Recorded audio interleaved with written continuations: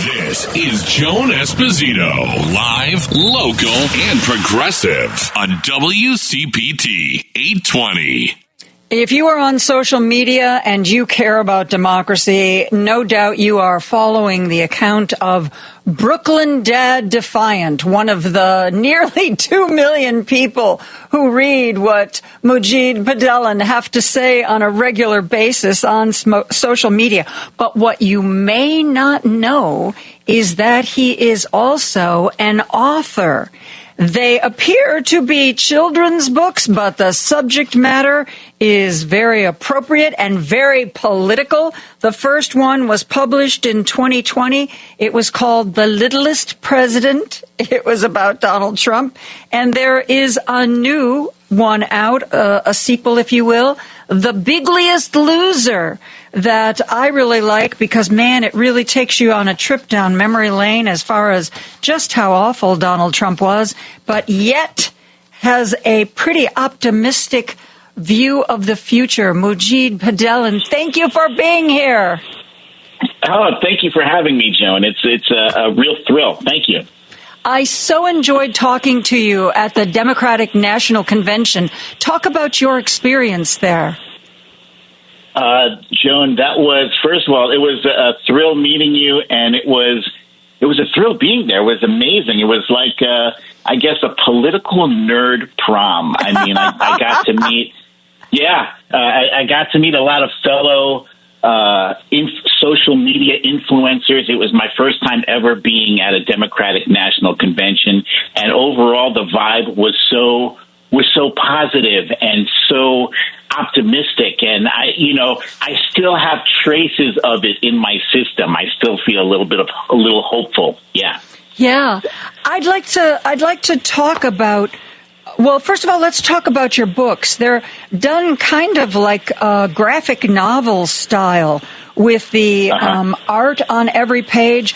And I have to tell you, Majid, when I read The Bigliest Loser, honestly, maybe I was in denial. I had forgotten just how bad things were in the Trump presidency, and you took me down a bad trip down memory lane, but one that I think is important for us to remember because it's the depth and breadth of his evil is sometimes hard to grasp. You know, Joan, I'm glad you described it that way because about having forgotten, because I feel like a lot of people have kind of memory hold his overall tenure in office, and specifically his last year. You couldn't possibly write a worst final year in office. I mean, if you hadn't witnessed it yourself, you would think, this is absurd. There's no way this is real. It's just probably from a fictional book. So, I mean, that's kind of what my first book, The Littlest President, was inspired by. It was inspired by the absurdity of Donald Trump calling a member of Congress, it was Adam Schiff, he was calling him Little Adam Schiff. And that tickled my funny bone in a very perverse way. I was like, this is so bizarre. I have to document this so that people in the future will look back and say, wow, this actually happened, but it seems like it's right out of a children's book. And the theme continued with The Bigliest Loser, but I wanted to back it up to COVID because I feel like, you know what, he's got to be held responsible. People have to remember how bad that was. It was avoidable. He didn't have to. Yeah. He could have been a hero, actually. I was worried that he would somehow snap out of his irresponsible foolishness, because he could have been a hero in 2020. Instead, he ended up being a very dangerous and lethal buffoon. And he said, I take no responsibility, and I want to make sure that was captured. You know, he said he wanted to play down the crisis. I wanted to make sure that was captured. You know, he said you have 15 people, and the 15 within a couple of days is going to be down to close to zero. I wanted to make sure that was captured. The bleach, all of the nonsense that happened with COVID was horrible, because it's not like it was a cartoon. Real people lost their lives from COVID. Yeah. Real people had to say goodbye to their loved ones, behind a sheet of plastic, and couldn't be with them, couldn't have actual burials. It was horrible. And I remember it all. And I need to make sure America remembers that. Yes. Because it is, even for somebody like me, who's pretty much steeped in what's going on politically every day, as I was during his administration, I was reading The Biggest Loser, and I was like, oh my God, yeah, I'd forgotten about that, or I'd forgotten he said that, or did that. Oh my God, and I forgot about this too. And the fact that he knew, as you point out in the book, he told Bob Woodward in February, this is really serious. This is really serious. Yeah. And a lot of people were really mad at Bob Woodward, as frankly I think is justified. But the fact that he knew it was serious, and somehow it was almost like he took it personally, like somehow if he admitted how bad COVID was, it would somehow reflect badly on him. Yeah. That's the only reason I can think that he acted the way he acted, because you're absolutely right.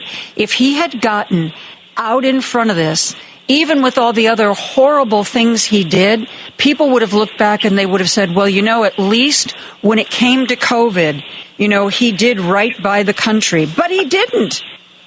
No, he politicized it.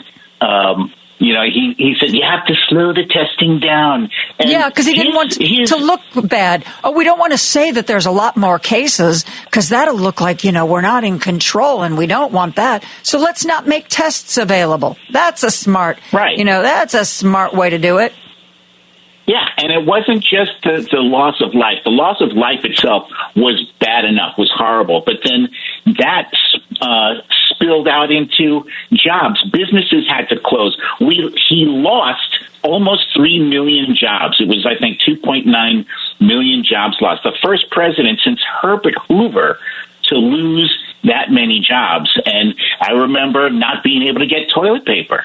People say, are you better now than you were 4 years ago? Absolutely, because I have toilet paper, paper towels, bleach. I've got all that stuff in my house. Yeah, we don't have the equivalent of a 9/11 every day. I mean, there were thousands of people dying per day, and it was just absolute malpractice. And then, of course, January 6th, I'm not sure if your listeners are aware that Jack Smith just recently had his filing unsealed, and all of these revelations about Mike Pence having told him to his face that you lost, and there is no proof of election fraud or election interference. He told him, and this is all unsealed, and not only that, but he can't be protected by presidential immunity on a lot of the evidence, because he included Rudy Giuliani, his personal attorney, as opposed to the White House counsel. So that's a whole nother thing. That's a whole nother thing. But yeah. The book what Majid is talking about is that just happened this afternoon, that 56-page brief filed with Judge Chuck Dunn in Washington, D.C. She decided to just release it for all to see, where Jack Smith makes his argument anew in a way that he hopes will avoid the ruling the Supreme Court made on partial immunity. Joan, can I tell you? I thought I was done being shocked by Donald Trump, but there's one thing that came out of this filing that I saw on TV today. I think somebody was reading directly from the filing that when one of his aides, one of Trump's aides, told him that Mike Pence was being removed to a secure location for his safety because the supporters were coming for him, Donald Trump said, "So what?" And that chilled me to, like, that sent a chill up my spine because, you work with somebody for 4 years. Maybe you don't love him, but you at least care about his well-being. If I was working with somebody for 4 years and I heard that, people were coming after him, I'd be like, oh my God, is he okay? Can I get him on the phone? He just said, so what? Yep. It's unbelievable. It is absolutely unbelievable. Majid, we need to take a break. If you are on social media, I certainly hope you are following Brooklyn Dad Defiant. Over 1 million of us are. Majid Padellan is going to join me again after a quick break. Now back to Joan Esposito, live, local, and progressive on WCPT 820. Brooklyn Dad Defiant was invited to come to the Democratic National Convention, as were a number of influential social media posters. He has over 1 million followers. His name is Majid Padellan, and he is our guest today. How do you decide, Majid, what you're going to post or what you're going to repost? That's an excellent question. So every once in a while, I just have a feeling about an issue, and often it has to do with either the election, and that is sometimes based off of what I'm watching on TV. And let me give you a for instance, right? When they interview those undecided voters. So I'll sit here like just perplexed. How can you be undecided at this point? Mm-hmm. And the best way I could explain it is that Joy Reid last night said, undecided voters in this election are like people trying to decide between arsenic or a plate of pancakes. Mm-hmm. And it kind of drives me nuts. And so that feeling of frustration, of anger, it kind of spills out into my tweet. And, I'll write about that. Every once in a while, there's breaking news that I'll find out either by somebody I'm following or by a news feed that I happen to be reading. And a lot of people come to my Twitter feed actually for news, for verifiable news. And I kind of take that responsibility seriously, so I often make sure that I check and I double check before I post, because I know I've got a big audience, and if you get it wrong, I don't want to get it wrong. A lot of people, they prefer to be first, and so whether or not something is true, they're just going to post it just because the faster you get stuff up there, the more impressions you get, the more likes and retweets or whatever. I don't care about that. I care that my audience trusts me. And so, if I put something up there, I want it to be true, verifiable and true. And if that means I have to wait, 20 or 30 minutes longer before I post it, so be it. But at least my audience can know for a fact, like when they come to listen to Joan Esposito, they know that the facts they're getting are facts, and that's how I like to run my Twitter feed. How many hours a day do you spend on it? I'm almost embarrassed to admit. probably around 12 hours a day. Wow. Yeah. Wow. Let me tell you, it's rough because I get attacked all day long by a relentless swarm of, I don't know if they're Russian bots or real people, but they're very vile comments. If you're like if you have a Facebook account and you encounter 3 or 5 mean comments per day, that feels nasty. It feels, it doesn't feel good. Now just imagine getting hit with thousands of nasty, vile comments where people will Photoshop my face and put them in really unpleasant scenes. Sometimes I get death threats threats of violence. And so it is toxic. So I do make sure that I take a break. I get up and I walk away from my computer. I'll go touch some grass, Yeah. I'll have a nice meal with my wife and talk with my kids. Just not reading the comments or just turning the comments off? So I have a strategy that was recommended to me by a friend, John Fugelsang, who said, you know what, you should mute instead of block these people. So on Twitter, you have the option of muting someone, which means that when they appear under your tweets, you won't see them. It'll just appear as like a gray field that says this account has been muted. And if you block somebody, that means they can't engage with your tweets at all. And so I mute them, so I don't see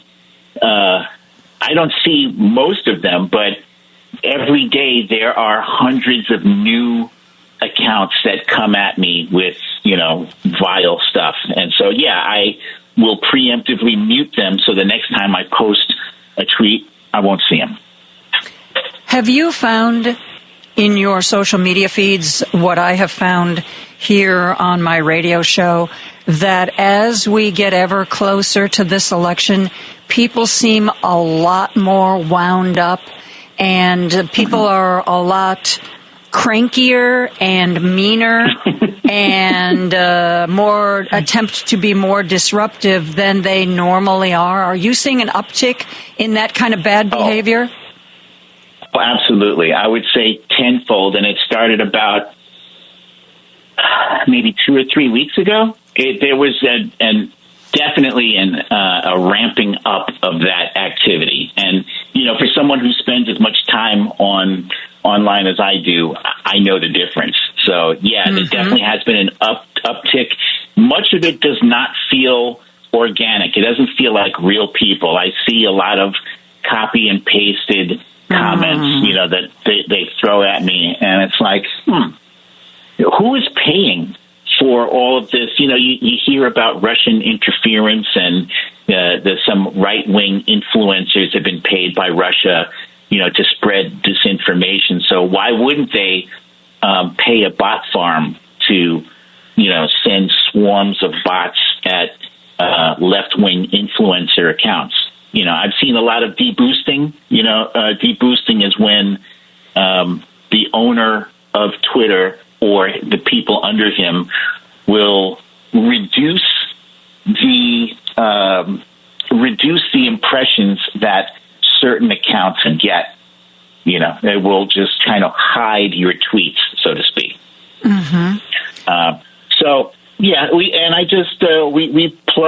We keep moving forward because ultimately I am spending every ounce of energy that I have to help ensure that that Kamala Harris and Tim Walz get elected, and Democrats as a whole. We have to win back the House, and we have to keep the Senate. Hopefully, we can build more of a margin in the Senate there. Those are equally as important as electing Kamala Harris and Tim Walz. I don't think enough people realize that. Like, you can't, just because you don't live in a swing state, that doesn't mean you can stay home just because, I live in California, so it's a safe state. No. Go vote. Right. Make sure you check every box. Vote blue all the way down, because that matters. Your vote. Yep. Some of these elections are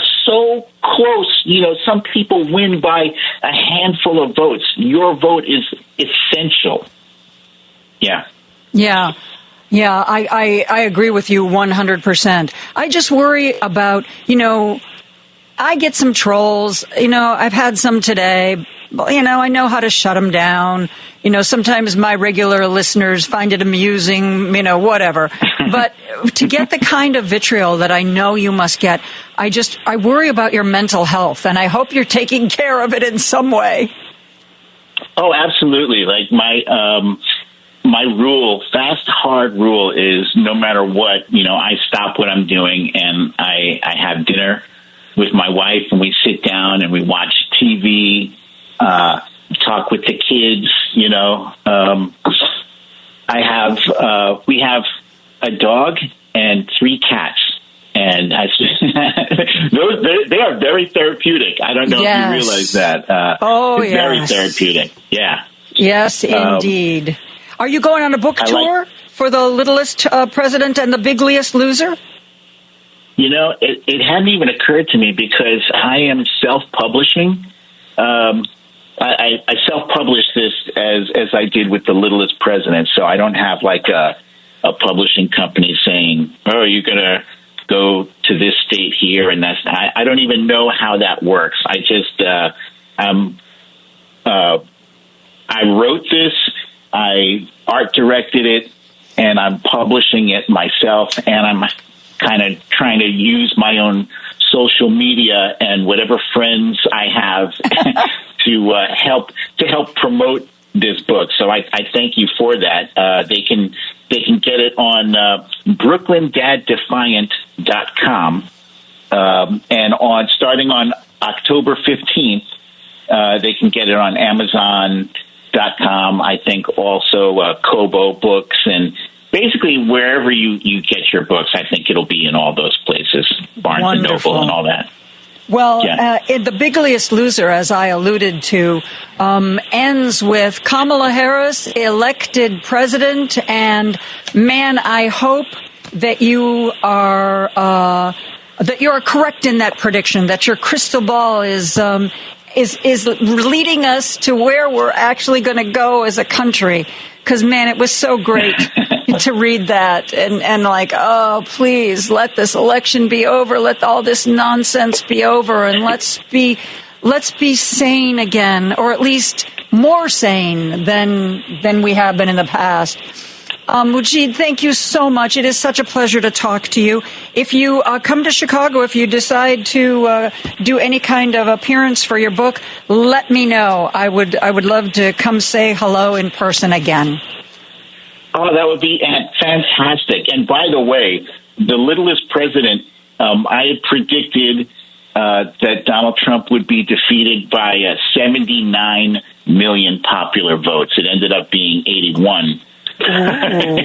Well, he's predicting Kamala Harris is on her way to victory. So 88 million is my guess. I hope to God you're right. The Bigliest Loser is out now. BrooklynDadDefiant.com. Is it a com.com?